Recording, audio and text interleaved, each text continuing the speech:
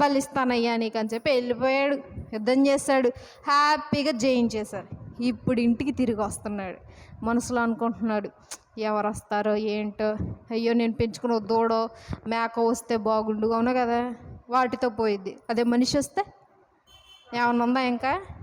సరే అని చెప్పి ఇక అట్లా ఆలోచించుకుంటూ నెమ్మదిగా వస్తూ ఉంటే వాళ్ళ కూతురు చక్కగా బ్యాండ్ మేళం అంతా వేయించుకొని సంతోషంగా మా నాన్న యుద్ధం జయించాడు అని చెప్పి సంతోషంగా ఎదురొచ్చేసింది.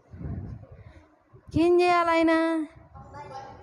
మోకాళ్ళ మీద పడి బట్టలన్నీ చించుకొని, అయ్యో అయ్యో అయ్యో ఏంటమ్మా ఈ పని, ఏం చేస్తున్నావమ్మా, ఏంటమ్మా అని చెప్పి ఏడుస్తున్నాడు. వాళ్ళ కూతురికి ఏం అర్థం కావట్లా. ఏంటి, యుద్ధం గెలిచాడు కదా డాడీ, నేను ఎదురు వస్తున్నాను మా నాన్నకి, మా నాన్న ఏంది ఏడుస్తున్నాడని వాళ్ళ కూతురు అట్లాగే చూస్తుంది. కానీ ఎవరికి నిజం తెలుసు?